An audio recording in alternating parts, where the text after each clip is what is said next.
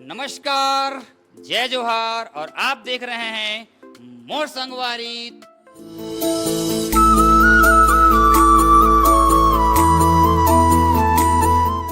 तुम्हार द्वार और आज आपके संगवारी पहुंचा है government higher secondary school Sihawa, जो कि एक वनांचल क्षेत्र है और नगरी से महज 8 से 9 किलोमीटर की दूरी पर उपस्थित है। क्योंकि ये पूरा एरिया देवी देवताओं का एरिया है, चाहे वो सिंह ऋषि के बारे में आप जानते होंगे, सप्तऋषि के बारे में जानते हो, वो एरिया है। और आज इस एरिया में हम विद्यालयीन शैक्षणिक गतिविधियों को लेकर आज हम रूबरू हो रहे हैं। आपको पता होगा हमारी चैनल जो है शिक्षा के क्षेत्र में किए गए उल्लेखनीय कार्य, स्कूल के गतिविधियां और टीचर्स की भी उपलब्धियां, स्टूडेंट की उपलब्धियां, तमाम चीज़ों को इस चैनल के माध्यम से आप तक हम लेकर आते हैं। आज इस साला परिवार में उपस्थित हैं क्योंकि वनांचल क्षेत्र में होने के कारण जो है ये विद्यालय बहुत ही फेमस है। फेमस के साथ साथ जो है मतलब अपनी उपलब्धियों से नया आयाम दिया हुआ है। यहाँ इस विद्यालय की जो संस्था प्रमुख है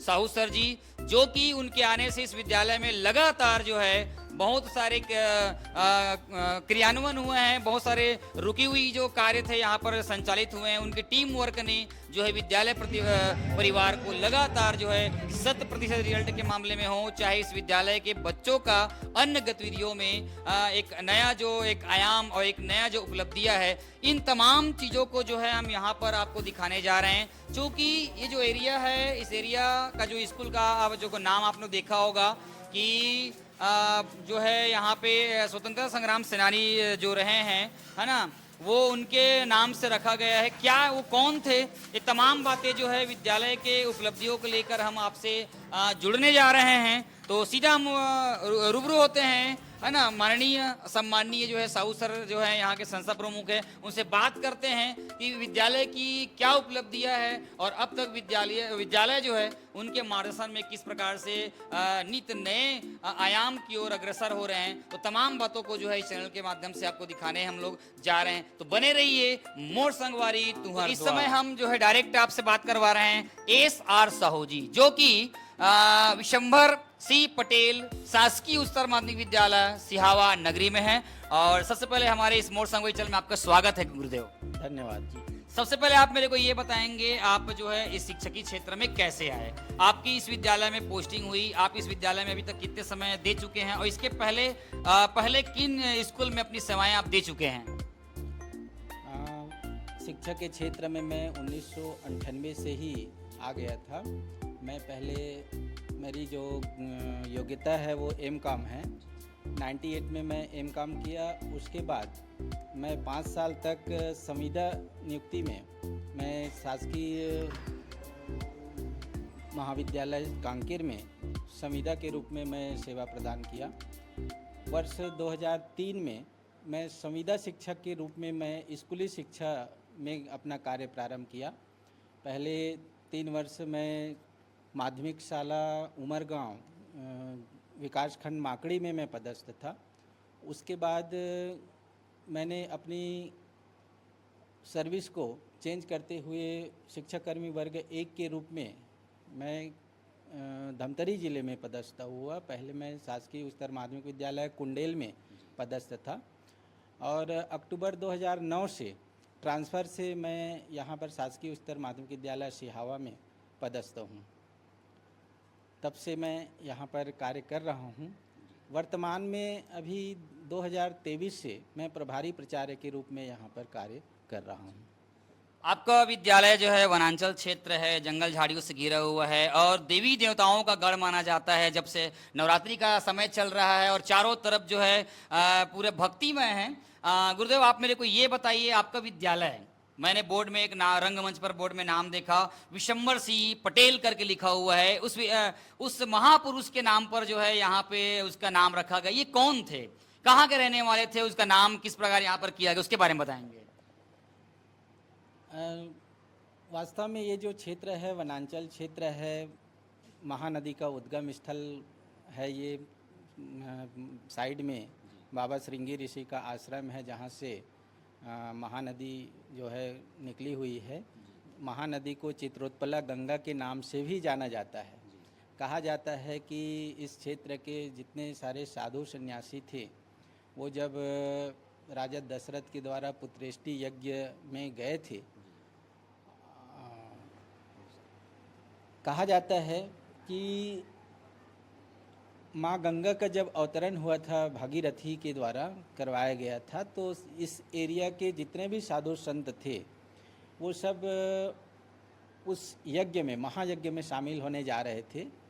तो बाबा श्रृंगी ऋषि के पास भी आए, उनसे निवेदन किए कि आप चलिए साथ में करके, लेकिन बाबा जी ध्यान मग्न थे और वो नहीं गए। तो सारे साधु सन्यासी गए उस यज्ञ में और वापसी में बाबा जी के कमंडल में वहाँ से गंगा जी को लाया गया, थोड़ी थोड़ी जल उनके कमंडल में डालते गए और डालने से उसकी कमंडल में पानी भर गया और भरने से थोड़ा सा छलक गया और छलकने से वही पानी जो है जो निकली धारा प्रवाह के रूप में और वही चित्रोत्पला गंगा के रूप में बहती हुई आगे बढ़ी। इसीलिए ये जो गंगा के बाद इनको चित्रोत्पला गंगा का नाम दिया गया है और वही गंगा जो है महानदी के रूप में प्रसिद्ध हुई है। निश्चित रूप से इस क्षेत्र में हम बहुत सौभाग्यशाली हैं जहाँ पर हमारा कर्मभूमि है, हम काम कर रहे हैं, भले ही शासकीय नौकरी के रूप में काम कर रहे हैं, लेकिन हमें बहुत गर्व है कि हम ऐसे पवित्र भूमि में हमको कार्य करने का अवसर मिल रहा है। जहाँ तक विशंबर सिंह पटेल शासकीय उच्चतर माध्यमिक विद्यालय सिहावा की नामकरण की बात है, तो ये जो नामकरण है वर्ष 2013-14 में हुआ था और उस समय हमारे विद्यालय में गणित के व्याख्याता थे श्री MS पटेल सर जी।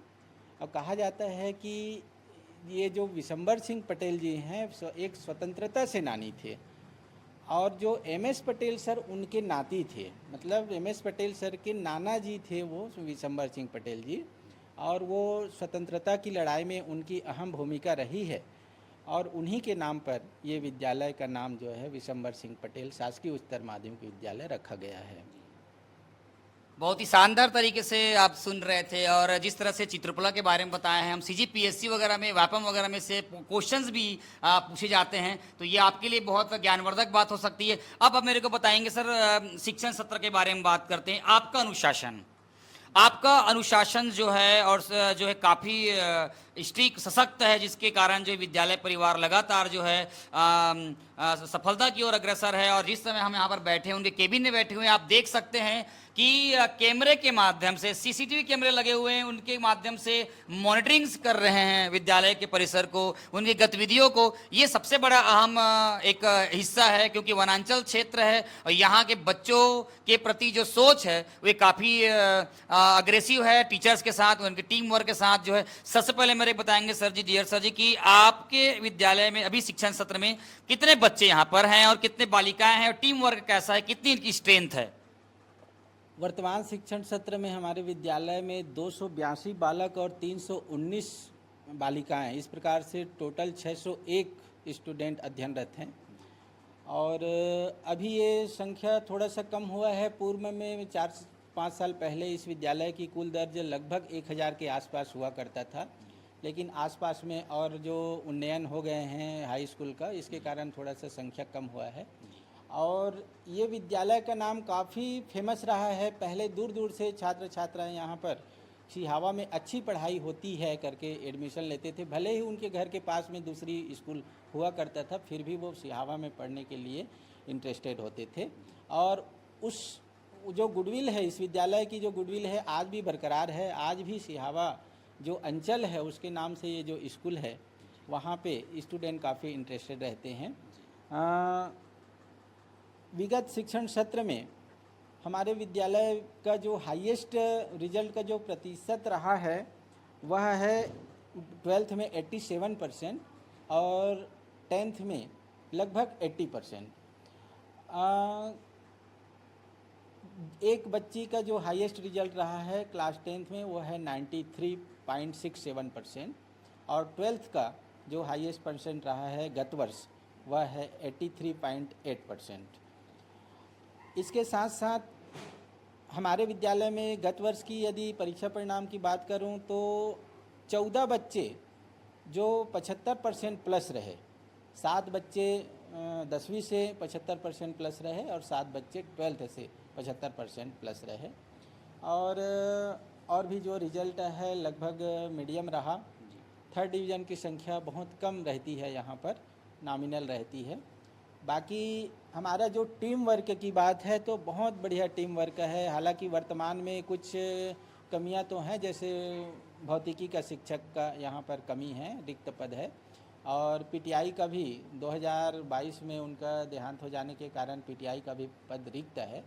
उसके बावजूद भी पीटीआई ना होने के कारण भी अभी हमारा कबड्डी के क्षेत्र में जिला स्तरीय में हमारे स्कूल के बच्चों ने भाग लिया और राज्य स्तरीय में भी सिलेक्शन हो गया था। जा रहे थे पर थोड़ा सा उनकी गाड़ियां ख़राब होने के कारण वो थोड़ा सा पहुंच नहीं पाए, इसका हमें खेद है। लेकिन खेल के क्षेत्र में भी बच्चे काफ़ी आगे हैं। विगत वर्ष में 2022 में हमारे विद्यालय से एक लड़का वेंकटेश्वर साहू जो वेट लिफ्टिंग में राज्य स्तरीय प्रतियोगिता में भाग लिया था और वहाँ भी अपना स्थान बनाया था। साथ ही साथ स्काउट गाइड के क्षेत्र में भी विगत शिक्षण सत्र में नूरायशा, गीतांजलि, वीर नारायण, ये 3 बच्चों को राज्यपाल पुरस्कार प्राप्त हो चुका है। इस साल भी राज्यपाल पुरस्कार के लिए हमारे स्काउट गाइड प्रभारी हैं, वो उन बच्चों को ट्रेन किए हैं, प्रशिक्षण में गए हुए थे। अभी फाइनल लिस्ट आने को बाकी है, देखते हैं। उसमें भी हमें काफ़ी उम्मीद है कि वो अपना स्थान बनाएंगे।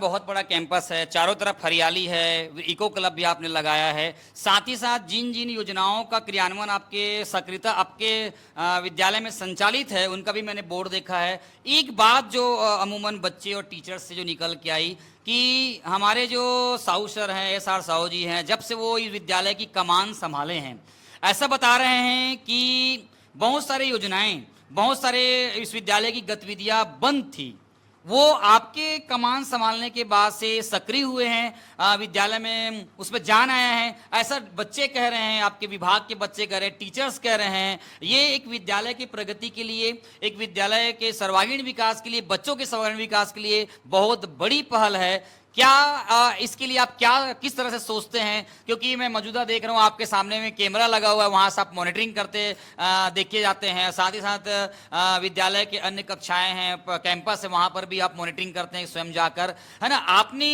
जो सक्रियता, जो सहभागिता का परिचय दिया है छात्र हित के लिए, विद्यालय हित के लिए, सर इसके लिए 2 शब्द कहेंगे क्योंकि कहीं ना कहीं ये तभी संभव है जब आपके टीम वर्क कर रहे होंगे, बच्चे सपोर्ट कर रहे होंगे, पालक सपोर्ट कर रहे होंगे, तब कहीं जाके उस जो बंद हुए जो कार्य रहे होंगे उनको आप सुचारू रूप से चालू किए होंगे। क्योंकि एक अकेला आदमी तो कोई कुछ करता नहीं, चाहे वो संस्था प्रमुख हो चाहे कोई हो। इसमें टीम वर्क की, बच्चे, पेरेंट्स, सारे लोगों का सपोर्ट होना बहुत जरूरी। इसको कितना अहम मानते हो आप एक संस्था प्रमुख होने के नाते, बताएंगे सर?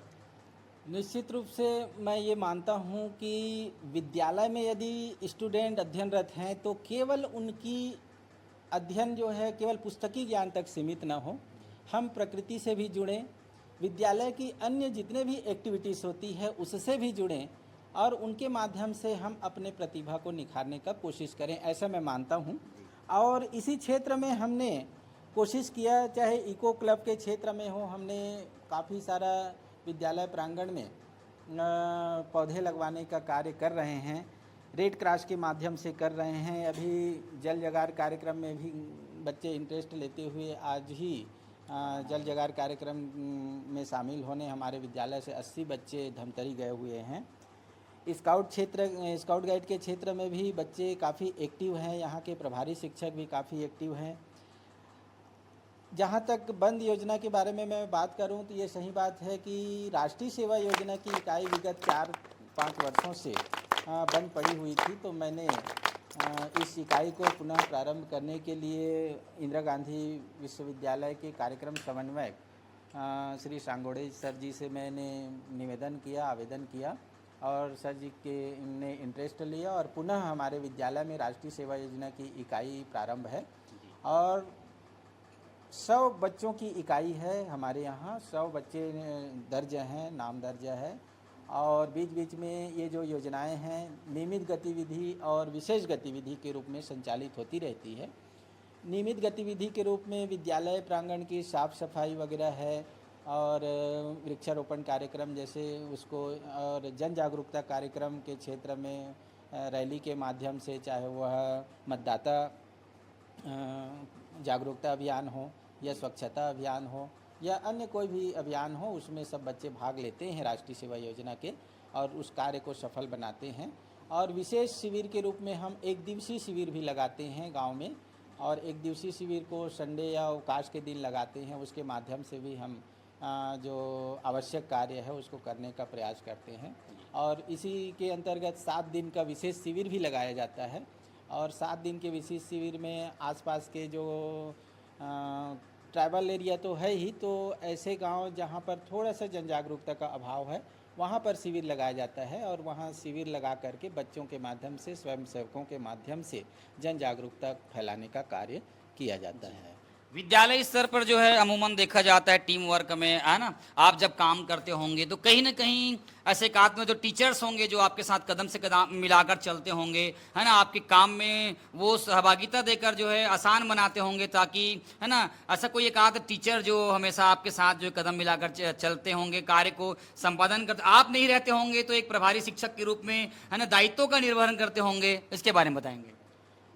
हाँ, कुछ कार्य से जाने पर या मुझे अवकाश लेने पर ऐसा स्थिति आती है, और मैं तो सभी शिक्षकों के पास जो भी मैं बात रखता हूँ सारे कार्य करने के लिए आतुर रहते हैं। और फिर भी यदि आप पूछ रहे हैं कि कोई शिक्षक का नाम ऐसे करके, तो मेरे जो सीनियर टीचर हैं यहाँ पर श्री प्रदीप साहू सर जी हैं, इतिहास के व्याख्याता हैं, श्रीमती नीलकमल ठाकुर जी हैं, वाणिज्य के व्याख्याता हैं, और इसके साथ साथ और सभी शिक्षक हैं, पवन मिश्रा जी हैं, संस्कृत के व्याख्याता हैं। ये सब मेरे निर्देशानुसार थोड़ी सी मुझे संकेत बस करना रहता है, और वो उस कार्य को बहुत अच्छे से क्रियान्वयन करने के लिए आगे रहते हैं, तत्पर रहते हैं। जी। और आखिरी सवाल पूछूंगा, क्योंकि आप वाणिज्य के शिक्षक है, व्याख्याता रहे हैं, आप अपने समय में काफ़ी, उस समय तो सुविधाएं नहीं रही होगी, उसमें भी आप घुट कर जो है संघर्ष करके इस मुकाम तक पहुंचा है। हालांकि लोग को लगेगा कि एक प्रचार्य हैं, लेकिन प्रचार्य के पीछे की जो संघर्ष की जो कोई कहानी है वो उसी को पता है जो वहां से कोयले से निकलकर हीरे बन के तराश कर आए होंगे। वो संघर्ष की कहानी हम ही को पता है ना। तो इसके बारे में क्या कहेंगे, क्योंकि वाणिज्य विषय है, और पहले जमाने में वाणिज्य का उतना क्रेज नहीं होता था, और लगातार जो है अभी आगामी 2-4 वर्षों में देखने को मिला है कि वाणिज्य के प्रति बच्चों के अंदर जो जुनून जो पैदा हुई है, सोच हुई है, वो कहीं ना कहीं बदला है। और बीते दिनों जो छत्तीसगढ़ माध्यमिक शिक्षा मंडल रायपुर की बोर्ड परीक्षाएं का जो मेरिट लिस्ट भी स्थायी हुआ है ना, 20 से 25 बच्चे मेरिट लिस्ट में, उनमें अमूमन देखा गया है कि अधिकांश, आधे से ज्यादा बच्चे कॉमर्स स्ट्रीम से मेरिट लिस्ट में। तो कॉमर्स को लेकर, कॉमर्स को शिक्षा को लेकर ये क्या बोलना चाहेंगे, आपका अनुभव कैसा रहा, इसके बारे में थोड़ा 2 शब्दों से बताएंगे सर, ताकि बच्चे, टीचर्स मोटिवेट हो सके। संघर्ष की कहानी कहें तो मैं यही कहना चाहूँगा कि मैं कॉमर्स विषय के प्रति बचपन से ही इंटरेस्टेड था, और 10th पास करने के बाद मैं कॉमर्स के लिए अप्लाई किया। मेरी अध्ययन जो है Narahardev higher secondary school Kanker से हुई है। उस समय वहाँ की स्ट्रेंथ 2000 हुआ करता था, और मुझे उम्मीद नहीं था कि मुझे कॉमर्स विषय मिल पाएगा उस समय, लेकिन मिल गया। और एक बात कहूँ कि कॉमर्स विषय को लेने के बाद उस विषय के प्रति मुझे इंटरेस्ट इतना था कि मैं क्लास 11 से लेकर M.Com तक हमेशा मैं अपने क्लास का टॉपर स्टूडेंट रहा।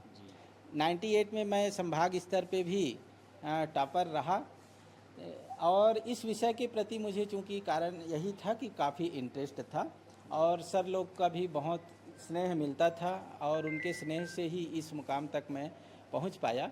और उसके बाद मैं शिक्षा के क्षेत्र से जुड़ा, और कॉमर्स के क्षेत्र में बच्चों को ये तो है कि ये जो एरिया है ट्राइबल एरिया के कारण वाणिज्य विषय के प्रति थोड़ा सी रुचि कम रहती है। फिर भी समय के साथ साथ अब लोग वाणिज्य के महत्व को समझ रहे हैं। आने वाला समय जो है, ये जो युग है वाणिज्य का युग है, और हम केवल अन्य विषय को लेकर के केवल शासकीय सर्विस के लिए हम उम्मीद करें, ये भी उतना उचित नहीं है। हमको अपना स्किल डेवलप करना होगा, और अपने स्किल डेवलप करने के लिए वाणिज्य विषय एक ऐसा सहायता प्रदान करता है कि हम चाहे वो उद्योग के क्षेत्र में हो या व्यापार के क्षेत्र में हो, हम शिक्षा प्राप्त करते हैं और उस दिशा में हम अपने फ्यूचर को सुनहरा देखते हैं।